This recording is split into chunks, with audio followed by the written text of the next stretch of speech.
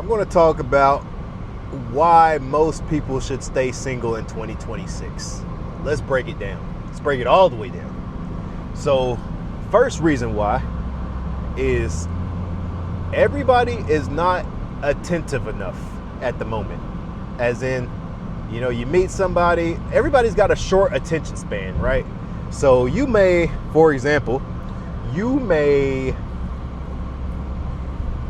be scrolling on YouTube, TikTok, whatever, and you and I both know the TikTok usually has like 2 to 4 seconds to grasp your attention before you move on to the next one.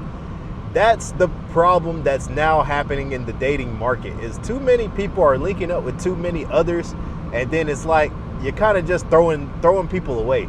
So it's like you're trying it, move on to next, try it, move on to next, try it, move on to next. It's too much repetition.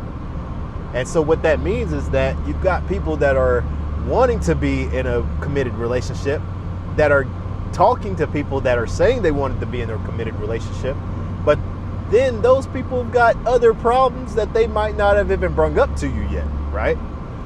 So you got, for example, let's just say you're a guy out here, you're talking to a girl, you're taking her serious, and then 3 months later she ghosts you. You don't know why she hasn't talked to you, and you see the next thing that she posts on her social medias is her with her new boyfriend or her ex. And it's like, where did this come from, right? So that's the one problem, is everybody's entertaining too many people, and you're not able to give enough attention to the one person that you truly want to make feel desired and loved, right? Other problem with dating in 2026 is that it's expensive, man. Dating is expensive. If you want to go out with the girl, take her out, talk to her, see her, we're going to add in all the expenses that goes into it. Let's just do a quick math section, right?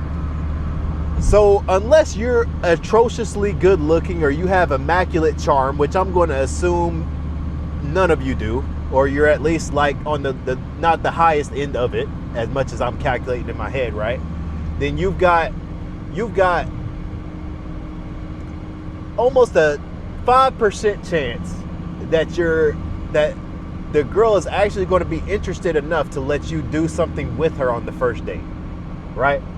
So if your ultimate goal, which most guys, this is their ultimate goal, if we're being realistic, let's just throw it all out there. If that is your ultimate goal, is to get the box, you're going to spend the first time meeting her, dating her, whatever. You got to talk to her on the phone. That's a whole nother expense, because that's time you could have spent making money, but you instead chose to give her your valuable time. You're going to have to hang out with her 1 to 3 times. You could probably get away with one of those times, maybe 2 of those times being just some random, cheap date, walk in the park, something like that, where you're not really coming out of pocket. But at least one of those times you're taking her out to eat, you're taking her to somewhere where you're spending $50 minimum. $50 minimum. If you're not spending $50 minimum on your dates, I'm not saying you can't go on a good date for less than $50, but then you're just in a bracket of people that she's probably not going to be as much interested in. Because whether girls say it or not, the money aspect does play a part. Girls do not want a guy that doesn't make money. If they can choose the same guy that makes money versus the guy that doesn't, they're going to choose the guy that makes money every time. But yeah, so that's number one reason. That's number one and number 2 reasons of why dating in 2026 is fugazi. All right. The number 3 reason why dating in 2026 is horrible is because dating is not what it used to be. With our parents, our older generations above us, when they were dating, they were inside of their schools, they had their neighborhoods, and that's pretty much who you got married to. You found somebody that you liked in your neighborhood or your school, or maybe even your job, and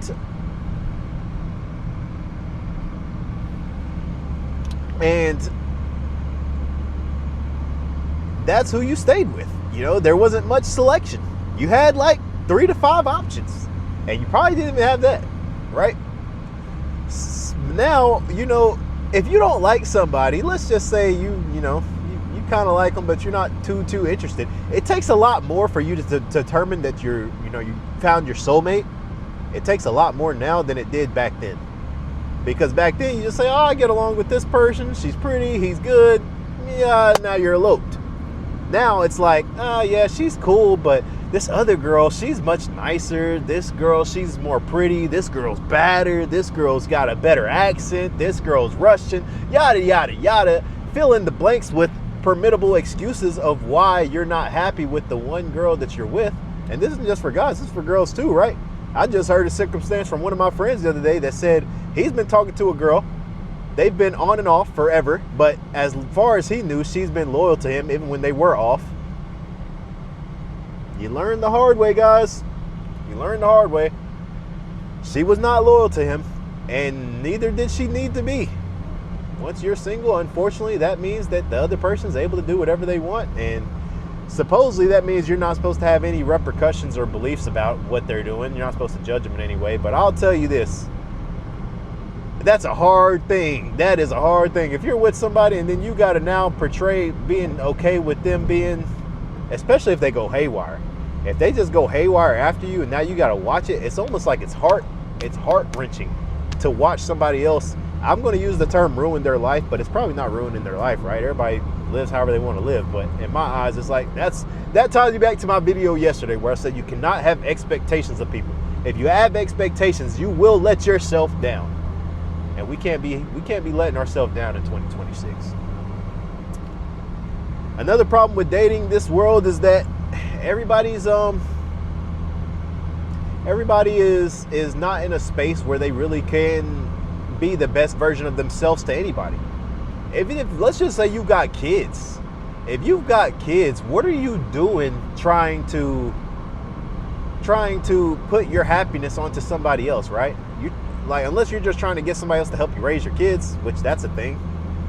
But you can't be putting your happiness onto somebody else when you've got kids. You got to take care of your household first. And your household begins with you. You are the household. If you're angry, waking up sad every day, then your kids are going to wake up angry and sad every day because you are replicating what your problems are to them. So now they are only going to replicate what they see and what they learn. And that's what you've taught them. And so dating is hard to do when you don't have your own life in order. How are you going to be in somebody else's life? You got your own problems to worry about. You know how many times I started talking to a girl and then the girl starts telling me, oh yeah, and I've got this family drama and I'm tired of dealing with them and I live with my parents and I'm 28 years old and it's okay and I've not done anything that's bad and they still treat me like I'm a little kid. Like, you're 28 years old, still living with your parents. I can't judge a girl the same way I would judge a guy. If a guy's living with his parents at 28 years old, nigga, what are you on, right? If a girl's living with their parents at 28 years old, it's like, you kind of give her some leeway, you know? It's like, it's fine, it's a girl. I don't know why we make that justification, but I truthfully feel no remorse, no nothing. I don't judge anybody that's living with their parents. Guys, I kind of judge. Girls, I don't judge at all. It don't bother me. I think that it's kind of hard to say if that's a good thing or a bad thing, living with your parents as a girl. It's good because you got your support system. Maybe you came out of a bad situation and this is what the best thing is for you. But it's also bad because it's like you're kind of just putting your life on hold and then you're probably going to be okay with living with your parents for who knows how long, and then you end up 37 years old still living with your parents, and it's like, your parents are old too. They've got their own lives to live. They didn't plan on having kids for 40 years, right? They didn't plan on taking care of kids for 40 years, I guess that's to say. But yeah, you got to take care of yourself first before you try to implement yourself into other lives, man. There was one girl I used to really like a lot, but man, she had some baggage on her, bro. She had some baggage. When I tell you, every single day, it was like something new. The more and more I hung out with her, the more I just started waiting for the idea of she's going to need something and she's going to need me to help her with it. And that is, I'm not saying I'm not a helpful person, but if you've got to do all of this work to yourself and do all this work for somebody else, it's like, my reason for why I believe that I'm okay with being single at this point in life is because, and I came out of a 12-year relationship, a 4-year-long relationship and a 12-year-long relationship. So I've only been in committed relationships. Don't get me wrong, right? But the reason why I'm now okay with not being in a relationship is because I understand that when you enter a relationship, the immature version of me just thinks, oh yeah, got a pretty girl, everything's good.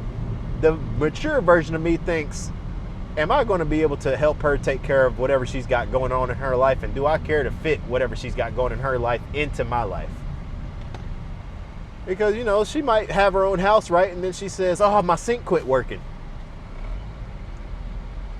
She's probably not expecting you to fix it, but she's telling you because she kind of wishes that to a certain degree it was fixed. And if you can just so happen to fix it, perfect. But that's what I'm getting at, is there's too many things like that where you are going to have to put yourself last to take care of somebody else that you probably don't even feel is worthy enough to take care of. Because now females are in a space, because I think that what's happening, it's kind of a weird thing to watch, because I became single around the time that it really started becoming noticeable. But a lot of guys are now no longer approaching females. They're not trying no more, you know? And it's mainly because, number one, when you get to a certain level in life and you start to understand things a little bit better, you realize it's not hard to get women. It's actually very easy to get women. You think it's hard because you haven't done it. But the more you work on yourself, the more women you're going to have.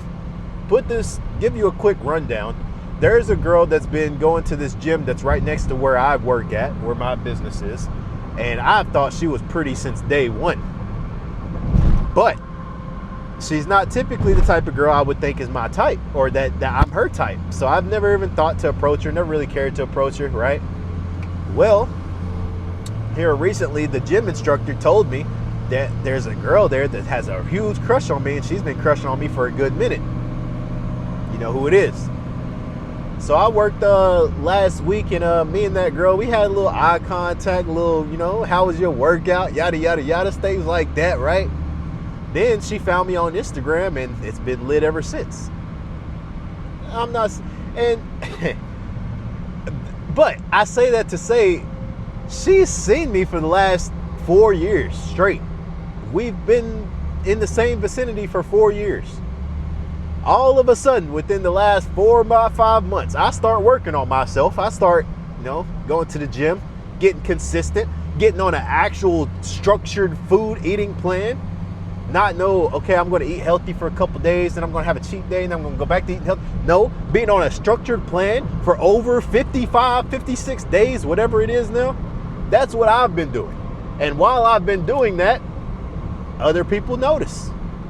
It might not be the people you're around every single day, because when you see yourself every single day and other people see you every single day, you don't become as much of an anomaly.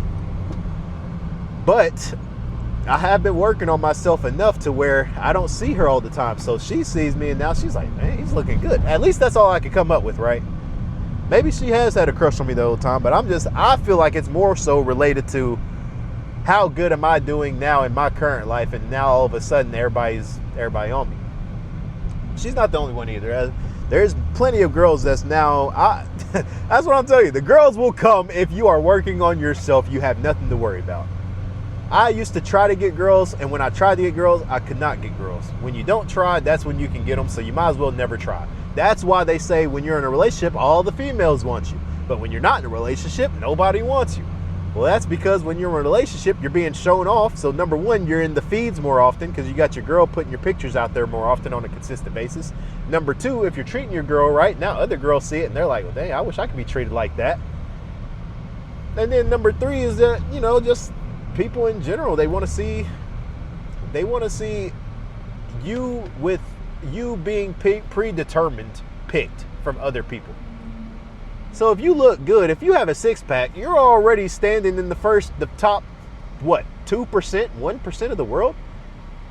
They say it is more difficult to achieve getting a six-pack than it is to get $1 million. How crazy is that?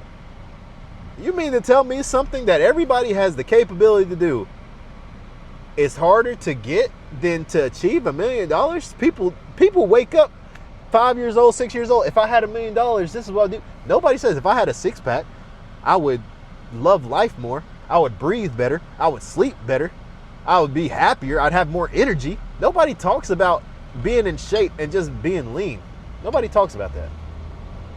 Everybody just talks about if I had $1 million, And don't get me wrong, money is important, but your health is more important, because what's the point of having money if you're dead? What's the point of having money if you can't do anything, if you can't move? You want to be a paraplegic with money? Come on now. You got time for that.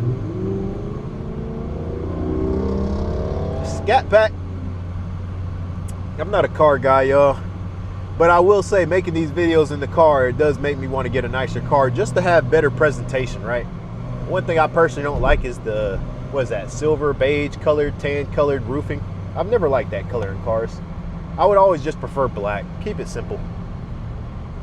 I used to want to get a car and mod it up and all that extra stuff, man. But now I'm just like, man, just give me $80,000 Mercedes, already souped up, so I don't got to do nothing to it. For me, I'm not a car guy at all. I could care less about cars. But I understand the importance of having a car. Because one thing that's happened to me was I went to go play basketball with my friend, right? I go to his house, chilling there, whatever. And he drives a Chrysler, super modded up Chrysler. It's nice. Thing got like 600 horsepower. Beast. He drives a Chrysler. And, you know, I'm driving my little cheap, rundown business car. Like I said, I don't care about cars. I don't care about... It works. It's nice. It's cheap on gas. I don't care nothing about nothing else. If I really want to, I'll go buy another car tomorrow. I've got like 10 cars. Every one of them's work cars. No leisure cars at all. But this day, he's like, hey, you want to go play basketball? I'm like, sure, let's play basketball. Cool. This dude had the audacity to ask me, well, hey, is that the car you taking? He knows me well enough to know I don't care about cars, but he still asked me, is that the car you taking? Yeah, it's the car I'm taking. What's the problem? Well, we can just take my car. It's no big deal. Just rob mine.